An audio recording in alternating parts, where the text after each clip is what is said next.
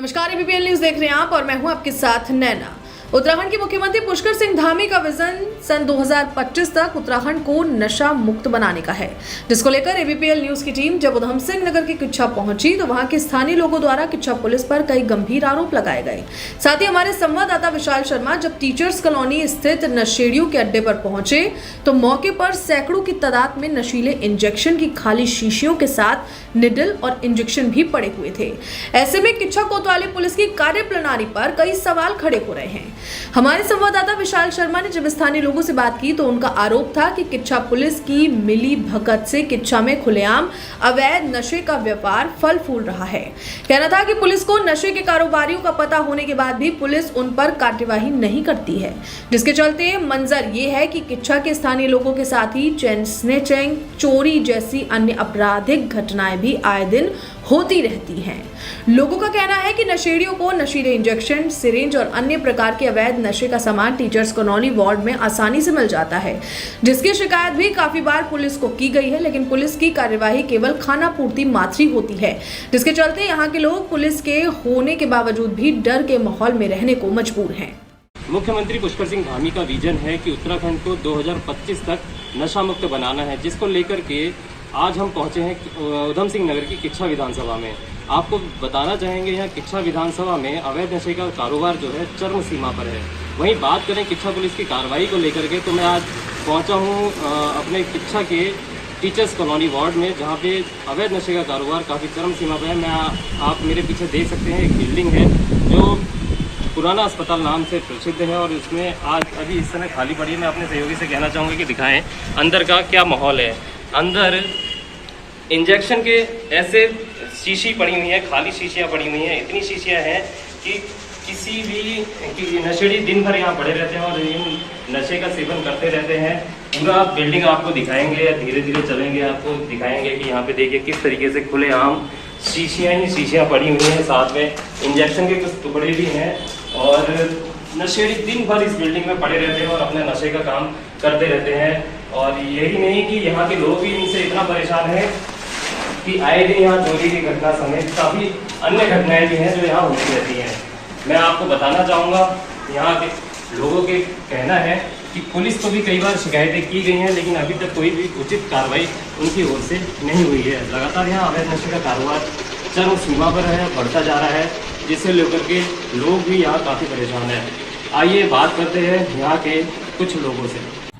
कहाँ संतुष्ट है? अगर संतुष्ट होते तो यहाँ पर भरे रहते हैं नशे रात दिन, है ना। और क्या कहते हैं, घर के आगे से 6 बजे करीब चेन छीन ली हमारी।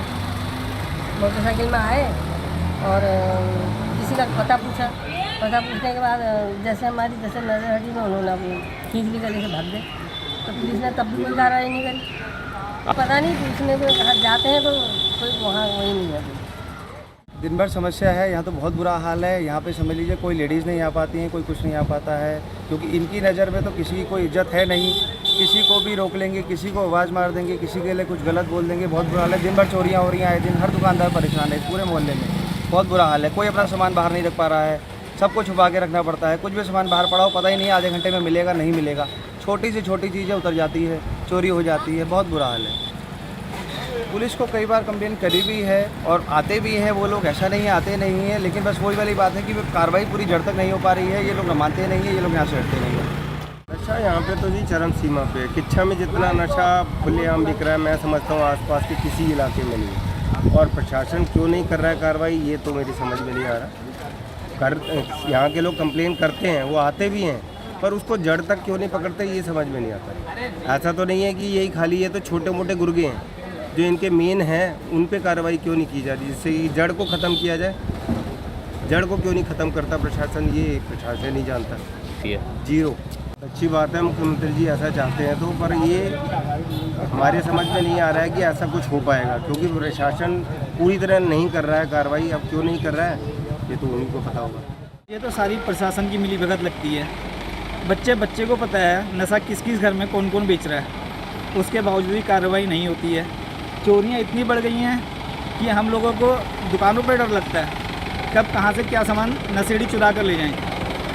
अब सब कुछ पता होने के बाद भी कार्रवाई नहीं हो रही है तो ये तो प्रशासन की लापरवाही है बहुत ज़्यादा। जिस तरह से प्रशासन की कार्रवाई चल रही है ढीला ढाली, मुझे तो नहीं लगता कि कभी भी ये नशा मुक्त होगा। सब इसमें पुलिस प्रशासन की लापरवाही है।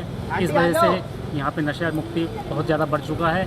हमारे लाइन पे पीछे हमारी दुकानें हैं, आगे पीछे लाइन पे ये समझिए कि दिन भर यहाँ पे नशा का काम होता रहता है, इंजेक्शन का और ड्रग्स का और शराब का।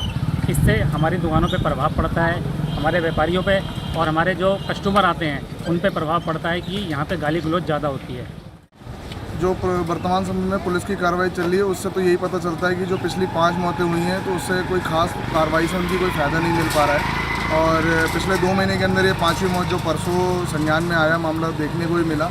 और वार्ड में जिस तरीके से नशा पूरी तरीके से पैर पसार चुका है, तो आने वाले समय में हालात यही हैं कि जो हमारी छोटी जनरेशन हैं, बच्चे जो हैं वो बहुत जल्दी मौत के शिकार बनते जाएंगे। और पुलिस प्रशासन की कोई कार्रवाई में ऐसी संतुष्टिपूर्ण कार्य नहीं हुआ है। जिस प्रकार से मुख्यमंत्री जी का जो विज़न है 2025 का, उसको अगर देखा जाए तो उस हिसाब से अभी जो कार्रवाई चल रही है वो संतुष्टिपूर्ण नहीं है। क्योंकि अगर 2025 तक नशा मुक्त कानून या नशा मुक्त किसी भी प्रकार का शहर बनाना है तो उसके लिए सबसे पहले हमारे पास जो नशा जो तस्कर हैं, जो नशे को शहर में लेके आते हैं या जो नशा करवाते हैं और छोटे छोटे बच्चों को इनमें इन्वॉल्व करते हैं, उन लोगों की धरपकड़ अगर तेज़ी से नहीं की जाएगी तो इस प्रकार प्रशासन की जो भी कार्रवाई रहेगी उससे कोई फ़ायदा नहीं होगा। इस पर पुलिस प्रशासन को पहले भी कई बार सूचित किया था। कुछ मेडिकल्स हैं जिसकी सूचना हमने पिछले जो कोतवाल साहब थे हमने उनको भी संज्ञान में डाली थी, मगर उन पर कोई कथित कार्रवाई, खाली वर्बल उन्होंने बोलकर छोड़ दिया था, उन पर कोई कानूनी कार्रवाई नहीं की थी। आप लगा लीजिए गाजियाबाद में जो भी बच्चे यहाँ से नशा मुक्ति केंद्र में जाते हैं उनको जो वहाँ से टैबलेट्स मिलती हैं बहुत आसानी से अवेलेबल हो रही हैं, जिससे नशा हमारे क्षेत्र में बहुत तेज़ी से बढ़ रहा है। ABPL न्यूज़ के लिए किच्छा से अपने सहयोगी सुनील गुप्ता के साथ मैं विशाल शर्मा।